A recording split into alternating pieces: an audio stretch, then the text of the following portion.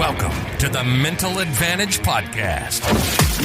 Whether you're an athlete trying to perform at your best when it counts the most, a coach or business leader trying to get more out of your team, or someone looking for more personal growth, this is the place for you. This podcast is your map to guide you to the right mindset, systems, and strategies you need to become the best version of yourself. And now, here's John Cullen and Brandon Allen.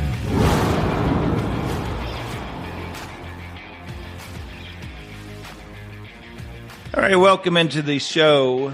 Brandon, lots of great feedback, as we would have imagined, from last week's episode with Brian Davidson from MindVue. It was as we talked about on the show, one of those that we could have, it was only an hour or so, but we could have went on for hours and hours. Oh, for sure. I mean, it's one of those, I know we talked about it off camera where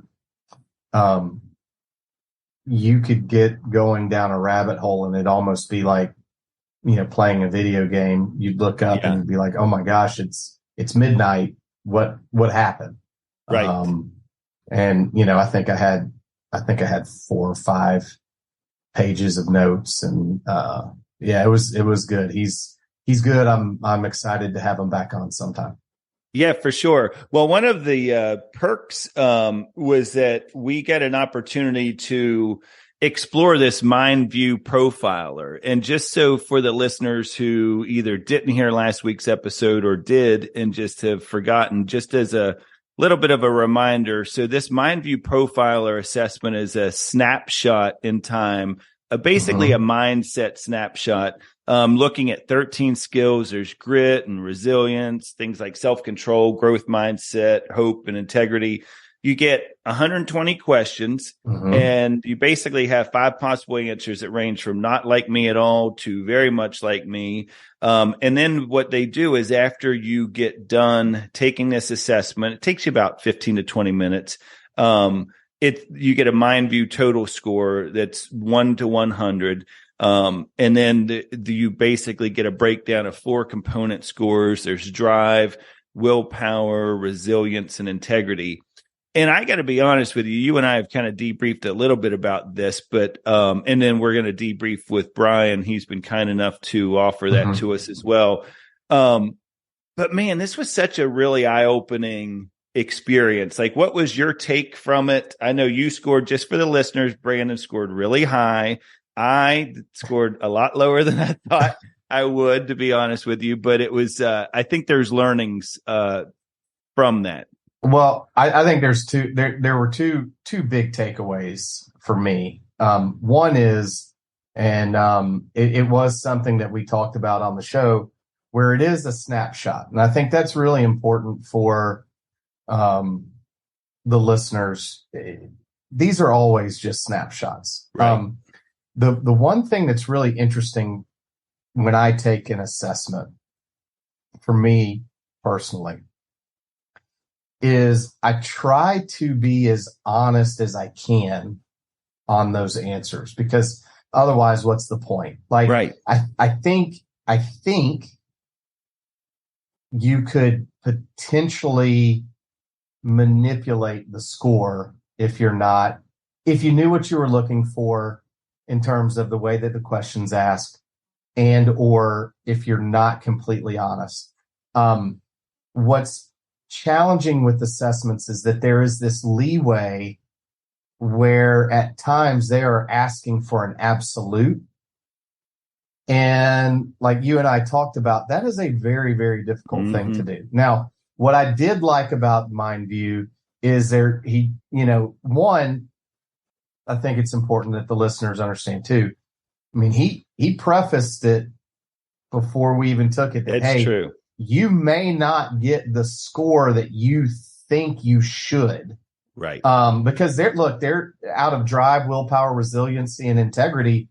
One of those was lower than I thought it would be. Yeah. But if I were to really kind of rewind it, I'm not super surprised because of I think I could identify the questions that were specific to that component. And then one was really, really high, which was, for me, it was resilience. And that's probably the one thing that I'm like, okay, I got. And again, Snapshot, like, where I look back on certain, as the questions were being asked, I look back at certain life lessons and said, okay, like, this question's asking this, and this was a time that I experienced this. How did I handle it? So like the assessment required some reflection as I was taking it to make sure that I felt like I was answering it as honestly as I could. Does that make sense? Yeah, no, it does. And what I liked about it was to your point about kind of manipulating it. I thought they do a good job of, amongst the 120 questions, is there are plenty of times where the question that you answered is reframed in a different manner that is basically the same question. It's just a few things are worked around. And I think that's almost a safety net, if you will, or just to make sure that people aren't being like, oh, this is what they would expect me to, answer. Yeah. So it was really interesting because first of all, I thought yours was exactly how I would have expected it to come out. Really?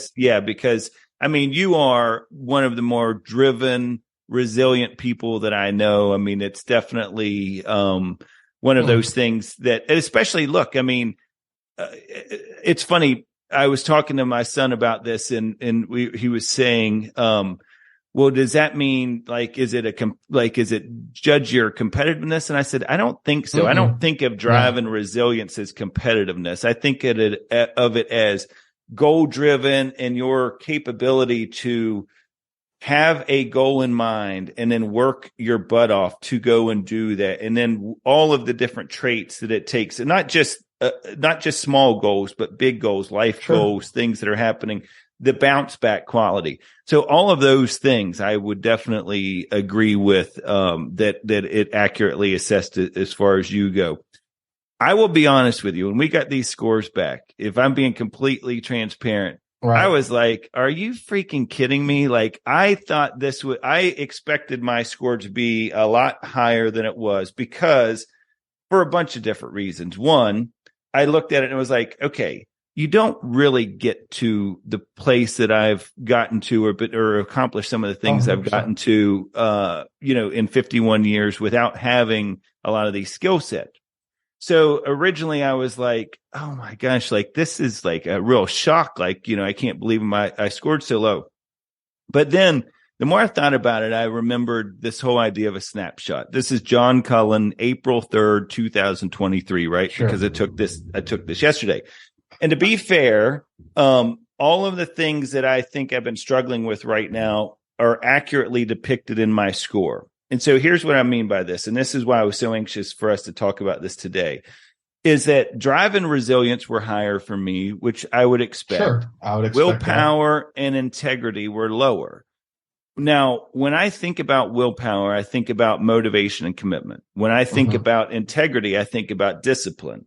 And here's the reality of it, is that when it comes to, getting in, like, let's just take, for example, getting in good physical shape. This was, I was telling my son earlier. I said, my drive and resiliency are high for that. I want to get myself in better shape. But at the end of the day, months later, I mean, how long have we been talking about this, you and I, about like, hey, I need to get back into the gym. I need to go and work out. I need to eat better. I need to do all these things or whatever. Well, that's the drive resiliency part, right? That's the, I want to get these things done. But where you lack is in that commitment and discipline is down, right? So if that's down, that makes sense from a,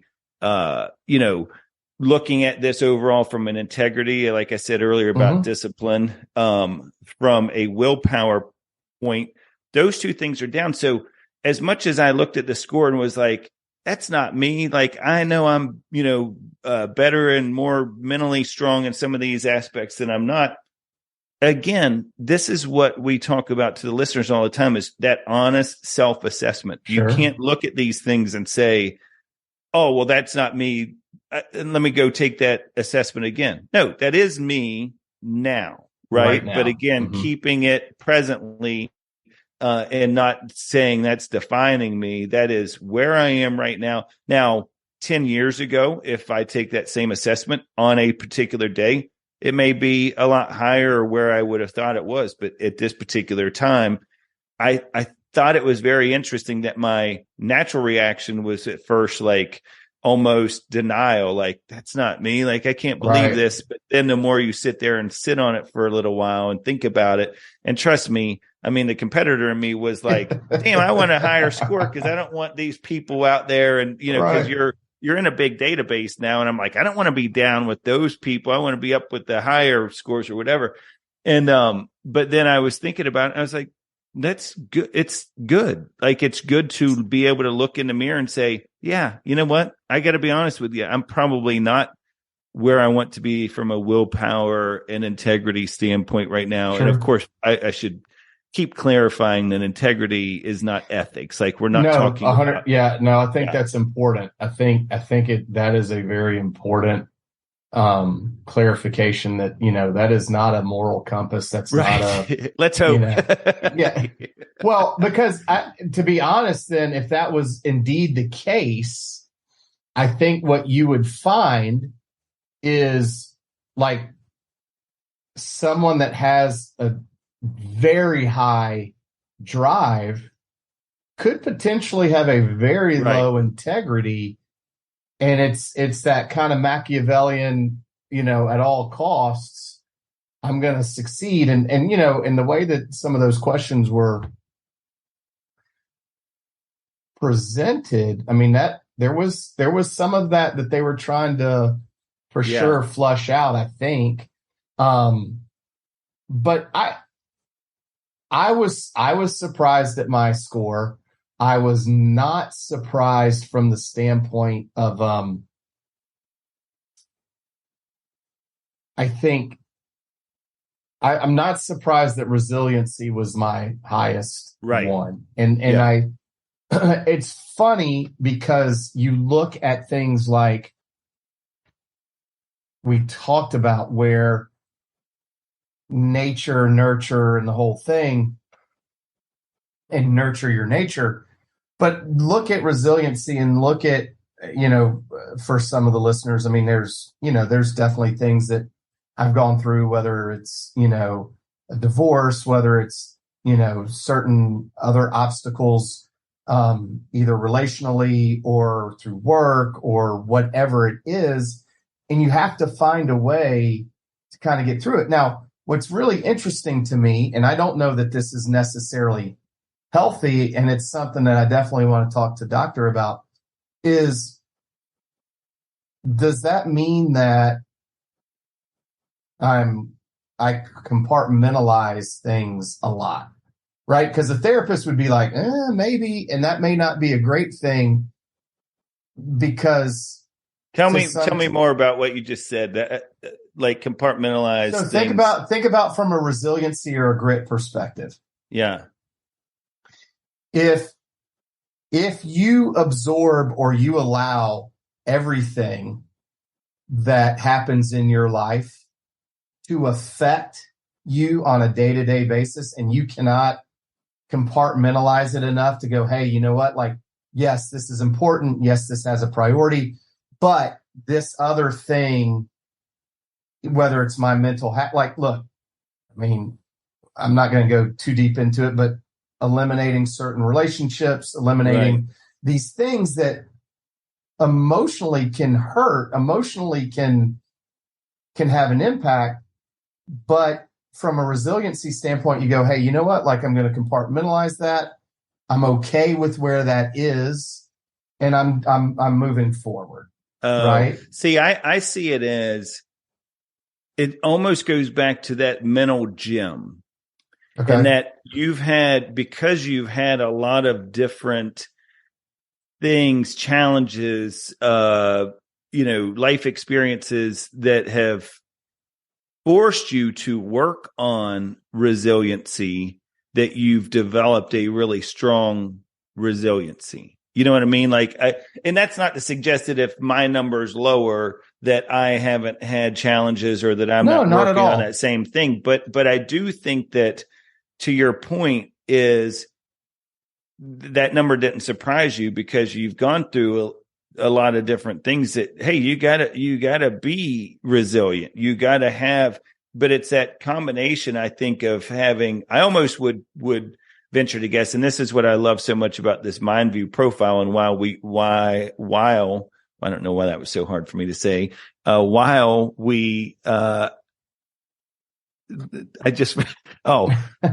reason I guess that we could have went so deep into it with Dr. Brian Davidson is because I start to there's an old expression about statistics look, I mean, this is the most PC version I can give you. Is I saw years ago, there was a quote that said, statistics are like a bikini. What it hides is vital. What it reveals is interesting. Right. And it's really interesting because as you start to look at research, my mind, I know in your mind and Dr. Davidson's mind, goes to, okay, this is numbers. Now, what does that tell us? Why is that? And so already, as I'm just now live doing this, as we're recording this, I'm starting to think about what impact it almost, in my mind, would be interesting to think or talk to Dr. Davidson about, or Ashley Merryman or somebody like that, is because I've always known you to have such high drive, is because you have such high drive and experience challenges, it never changes your drive. So you have to, you end up developing really strong resiliency because you're such a goal-oriented person that I know that is never going to, like, technically your highest score was in resiliency, but I would almost argue that the reason your highest score was resiliency is because you're so highly motivated or driven. I see what you're saying. So it created the need to, the driven part created, if you're going to continue to follow that path and be driven, then your resiliency better catch up or exceed what your drive is. That's a really, see, I mean, again, this is one of those things where you could just literally dissect it for hours. No question. And we will be doing that with Dr. Brian pretty soon. I mean, I've got lots of questions after my results. So I was like, all right. Now, I think it's important, though, that the listeners understand. Yeah, I'm not in the bottom percentile. Or no, like and I do feel like you are. Yeah, I know how you are. I know it bothers you. But I also know that you're not giving yourself the grace that we talk about a lot, because you're trying to take that data, like I think most people do. Maybe not most people, but people that are always trying to improve themselves. I think you're looking at that data and go, okay, so what do I do with it? Right. And what's great about MindVue is, they give you different classes and different exercises and things like that to bolster those areas that you feel like you need to improve on. I would tell you that I wouldn't read too much into it from the standpoint of, is this what I am? And we both know it's not. Yeah, it's not but I do think, and I want the listeners to know this, because this is, these are the things, and you and I have been very open about this, is just because we host a podcast every week about mental performance doesn't mean we have all of these things figured out. And so that's why I think it's important to talk about the fact that, from a vulnerability standpoint, and as we're going through this process, is sharing some of those learnings with the listeners to be able to say, truthfully, my gut instinct was, hey, this defines me, right? Because we talk about it all the time as like with athletes and with different people, is don't let, these external things define who you are. Well, the natural instinct in that moment, because you bring up a really good point, is when you get the scores, you're like, what? Like, that's not, I don't like these numbers or whatever. But then when you kind of reflect back and say, okay, like be honest with yourself, that self-assessing part. And so that is really key. And so if you listeners go on to the website, mindvue.com, and I would highly encourage you to do it, because like Brandon just said, and I was going to bring this up as well, right away, number one, you get this dashboard, but instead of it just being like, here's your results, like, good luck, they're like, here's your results. Oh, by the way, here's 3 or 4 video courses right now that you could start looking at and learning from and developing and getting better, at these particular skill sets. So, like he said, when we talked to him, is they, starting to find out more and more that these are not trait-like things. These are not things that are just inherent within somebody. It's stuff that can be developed. So speaking of which, one of the things I wanted to talk about on the show, and just so you guys know,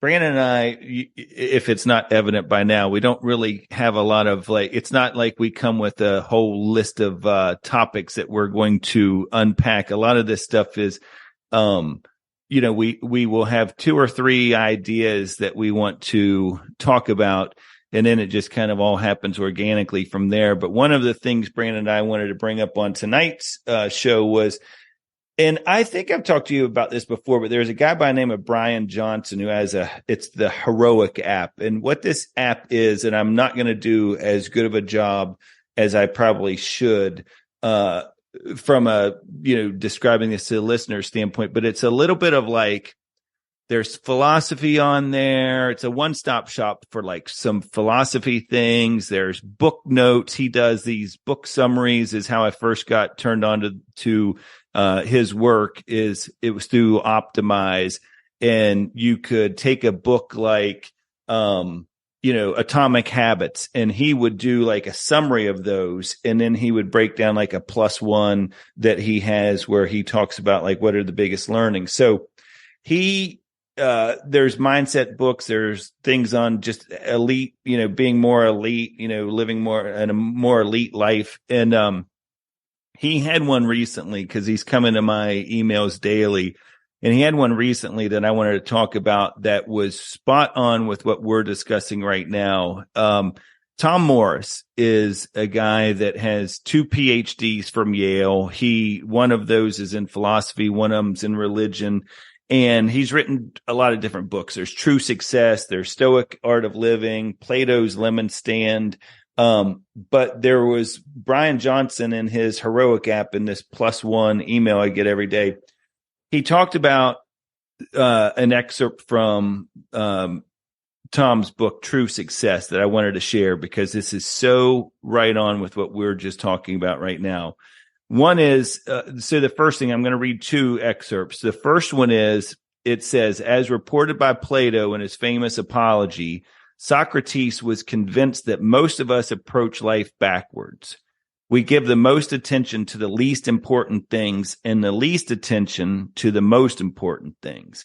It was his firm belief that wealth does not bring about excellence, but excellence brings about wealth and all other public and private blessings for men. So in other words, like we've always said on this show, is that, mental performance is a perfect example. We talk about it being 90% of athletics, but yet we spend 10% of the time on that. So it's really kind of right along with that.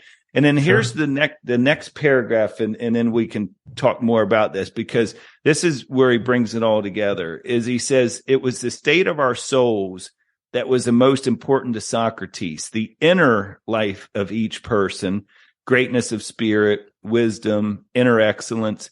When we give precedence to the inner, then both the inner and outer fall into place. When we follow the opposite course, nothing will give us what we truly need. Only emptiness will result. So it made me think about that, and I had to go back and actually find his writings on that, because when I got this MindVue thing, I thought that's what MindVue is all about right there. It's like working on that inner peace, is not getting external, but rather really focusing and putting that amount of time on the, all of the things that bring about excellence that will then ultimately bring us to our goals versus, focusing so much on the goals and forgetting to work on those that inner excellence. Yeah. I mean, it's focusing on what's important, right? Making what's first, right? Yeah. And I think everything else kind of falls in line. It's the whole Stoic thing is really interesting to me, and not to go down too far of a rabbit hole, because this will turn into a 4-hour episode. But,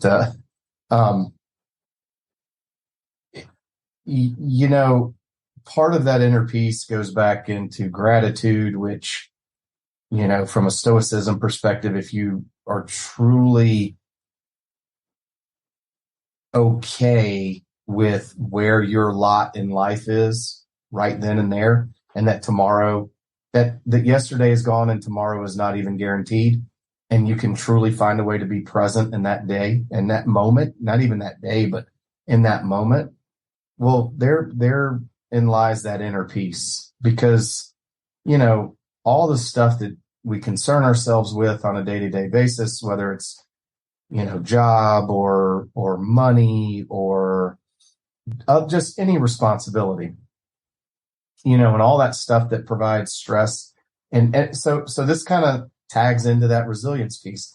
I mean, again, this would be a really long episode, but let's just put it this way. There was at certain seasons of my life where there was just so much going on that if I allowed it to be overwhelming, it would have been and could have been. And I'm not quite sure, even being able to look in the rear view, why the Lord put the ability to have this thing connect, because I didn't know what Stoicism was. I didn't know any of it, but it felt like one day I woke up and realized, like, hey man, like, let's get to the next meal. Right. And when we get to that meal, let's enjoy it. Let's be grateful for it. And let's see if we can make it to bed that night. And after we do, it's just, it's finding that inner peace, and you're good either way, right? If you can find that, everything else will fall into line. But I do think it's important for the listeners to understand that does have to be worked on. And one of the things that I loved about what Brian said was, hey man, like, this stuff has to be, nurture your nature. Because it's really, really important to do that. And whatever hand you're dealt, you can make a winner out of it. You know what I mean? Like, you really can. You may have to work at it, and you may have to, take a step back and get some help and see if anybody else can read that hand for you. It's really important, and find that inner peace. And the rest, it really will take care of itself. Well, and it's today plus today plus today, right? Sure. Like you talked about, and it's that, and I go back to what Dr. Matt Park talked about on this show, is what you focus on grows. And it's like, if you 100. Want to focus on all of the negatives, then you are going to, come up. And I mean, you're going to laugh because me and my, R&B knowledge, but what is the rap verse of "you don't want no problems, won't be no problems" or something like that? It's the truth. It's like, if you tend to focus on all of this negativity around you, then it's going to grow. You're going to just have nothing but negativity around you. But if you work on that internal side of it, your internal environment, We talk all the time about, external environment and the pollution and all of the stuff that's going on from the ozone layer. And you hear all these scientists and stuff, whatever the case may be.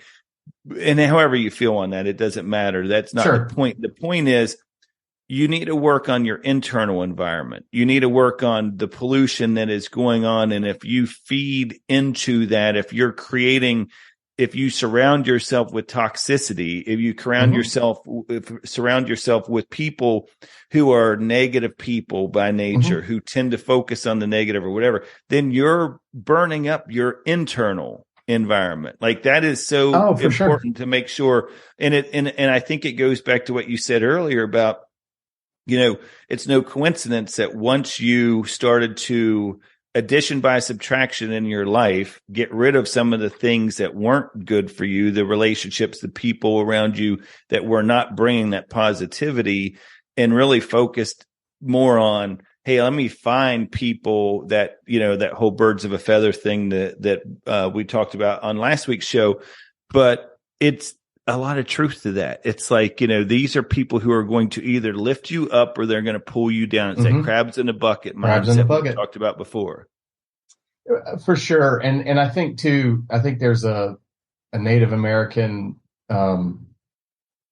proverb or analogy where, the young boy's talking to his grandfather and he's conflicted, right? The young man is, and the grandfather says, there's essentially two, I may be butchering it, but there's two wolves that live inside you, the good and the bad, and whichever one you feed is the one that's going to grow. And, it's not that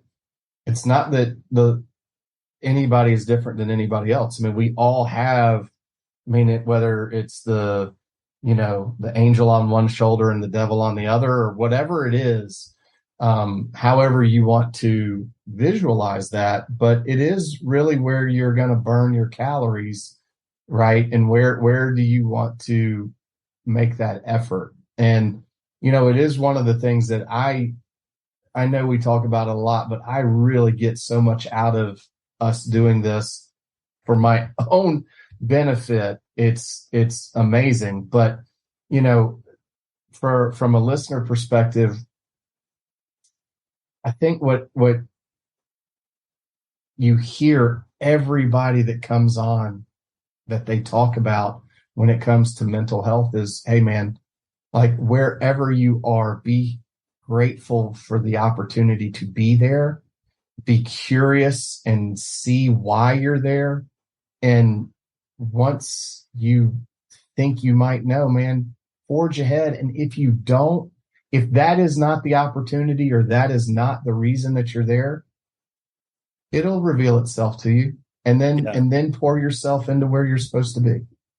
And I want to remind the listeners too that it's the power of yet. And you heard me talk about this a couple of weeks ago on a show, but all of this stuff is present. It's all like where you are today. And if you're listening, I just always want to be mindful of this because we talk about these things and I get the feeling sometimes people are driving in their cars listening, or they're doing their run or walk or whatever and listening, and they're thinking like, that's me. Now what? Right? Like, okay, that's me. What do I do now? But number one, go back and start listening to episode 2 through, 90, whatever we're on now, because I'm telling you, somewhere along the line, hopefully there's a nugget or two that you're going to be able to pull from. But the reality of it is, this is all part of that growth mindset. It's like you can change it. You're going to get better. And, like you said, and it's spot on. It's just what you decide to feed. So nice segue into the last topic of the day. And then I'm really excited to talk to you guys about some of the great guests we have coming up. But I mentioned Ashley Merryman a minute ago, and I have been really disappointed with myself that I've not mentioned this before today's show, because I've been subscribed to this newsletter of hers for a little while now, but it's called the Sherwood Report. So just think of Sherwood Forest, SHERWOOD report. It's using science to see the forest in the trees. And you all may remember Ashley Merryman from Top Dog, The Science of Winning and Losing. She was a guest on our show a while back. It just really one of those right along the lines of Brian Davidson, very research focused and research based, and always kind of like into the, hey, they did a study on this and this is what they were able to find out. And she shared recently in one of her articles this idea of I'm so screwed. And you just made me think about this when talking about that negativity aspect, and what you're focused on is there was a study done in Tel Aviv University. Researchers asked 384 Israeli school children to play a 2-person board game. But the key factor in influence, because there's always an influence with these things, so the board game's similar to chess. But before the game began, the researchers would warn the kids when they sat down. They'd say, these positions not only look different, they are in fact not equal. The position of the player using black pieces is much better or worse. They would, in parentheses, they would kind of do it that way, than the position of the player using white pieces. He or she has a considerable advantage, they would tell some people, or disadvantage, which he or she can utilize, or you can need to overcome it. So they basically set up these 3 scenarios, like I talked about earlier. You're in a better position than the other player, you're in a advantage position, you're in a disadvantaged position, or that you need to utilize this position or need to overcome it. So lo and behold, they found that the kids with the advantage did win more. 64% of the time, those with the advantage won. However, and here's a really interesting thing about this, and I'm sure what had Ashley gravitate towards this is the researchers had lied in the study. Neither child had an advantage. The researchers were testing how beliefs of self-efficacy affect performance. So hearing, for example, that the rules favored one kid had an effect of becoming true regardless of the reality. And the effect was stronger, of course, when the researchers framed the game in negative than when they said a kid was disadvantaged. So the research team concluded that the believing you have an advantage over an opponent is motivating, but believing the rules are stacked against you can be even more demotivating. And we talk about this a lot in mental performance is, I don't need you to think more positively. I need you to think less negatively. And time again, in all the research that I've looked at and that we've heard from people on the show is that how positive thoughts are good, but man, avoiding negative thoughts, avoiding thoughts where you feel like you are in this situation at a disadvantage or that somehow it's all stacked against you. It can be demotivating. It can be one of those things where it's like, but again, it's how you frame that. Like you can choose to frame it as I am, everybody's stacked against me. I go back to the Chinese farmer example we talked about a while back was, your, horse broke its leg. Yeah. It's everything's, doomed in your life now. And he's like, maybe. And they went through all those different scenarios. Like that is what the mindset you would want to have in that experiment would be when somebody says you're advantaged, it would almost be the responsibility. Maybe we'll see, Yeah, but that goes back to like I'm saying too about that curiosity piece, right? Like, hey, instead of trying to draw a conclusion on everything, just be patient. If you just see what happens. And I think too, like what's interesting and again, I'll try to be mindful of everybody's time, but the studies and people have talked and it just like Dr. Matt Park said, hey, don't think of that blue elephant. Well, it's the first thing you're going to do. And if you can't move past that, and a lot of people cannot, if you can't move past that, then yeah, you're going to be affected by it. And so to hear that somebody did not perform as well because they felt like they were at a disadvantage or whatever it was, it doesn't surprise me at all. And the reality of the situation is in my mind, I hear that, and there's two things. The reality of the situation is, well, even if I am, so what? Figure it out. The other thing is, how about you stop worrying about what other people are telling you? Right. And you exactly. make up that decision on your own. Now, I get it. They're grade school children and Right. all that. But I think the other thing that's important there is, and again, it kind of ties into what we were talking about earlier on the Stoicism side. Stop worrying about what everybody else is doing. Let them run their race. You run yours. Run it with them, run it beside them, run it in front of them, run it behind them. But that's your race. And be happy for where you are, and be happy for those people that are in front of you. You know, so many people get so worked up about this person or that person being further along or further ahead or whatever it is. Hey, man, if you're paying attention and you're curious and all that, they may be forging a way for you to be more successful in the long run because of the things that you can learn from them than if they were running beside you, certainly if they were running behind you. So, you know, just. Well, and you're in control of that narrative. And it's Sure. one of those things I always think about, like, you know, Michael Jordan, I'm going to use this example of the flu game, is that there's a lot of people who, and I can remember my daughter having one of her best basketball games was when she was sick or just kind of recovering from being sick. Is there's a lot of people who, when they do have those situations, or some external factor, that almost use that as an excuse. Like, that's a built-in, like, before the game even starts, they're going to be like, you know what? This is like, nobody expects me to play all that well. So even if I don't play all that well, you know, it's because I'm sick today. Right.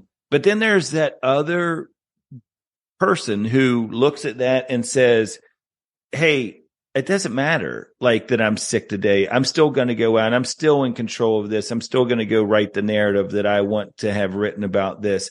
I'm still going to go have the game of my life, or I'm going to play the game, you know, as hard as I possibly can. Again, like we've talked about before, you know, 100% of whatever you brought that day.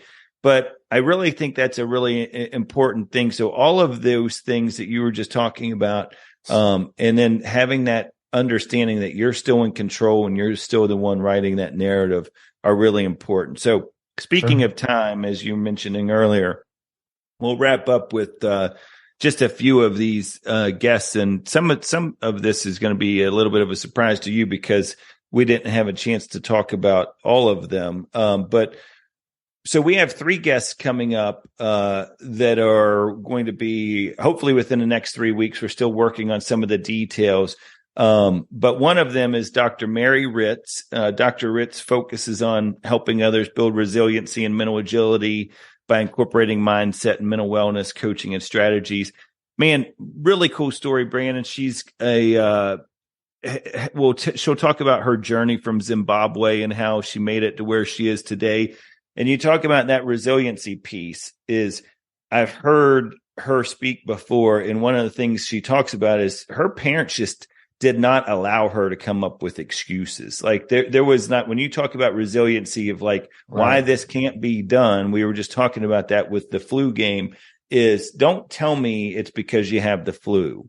Like, go do your best you can, and then we'll dissect what happened. But don't come up with your conclusion before you even get started. And just because she had some difficult, challenging life circumstances did not ever prevent her, or at least didn't prevent her parents from encouraging her to keep going forward. Now, speaking of that, Damon West is somebody that I really am fired up to have coming on the show, because you talk about a story of somebody who didn't let all of the outside factors that were happening to them affect them. Is Damon West, for any of the listeners who've not heard, He's a former college quarterback. Now, I'm just going to give you the very, very highlight version of this story because I can't wait for him to come on and talk about this. But so he was a former college quarterback at North Texas. He turned to meth after suffering a career-ending injury. He gets arrested.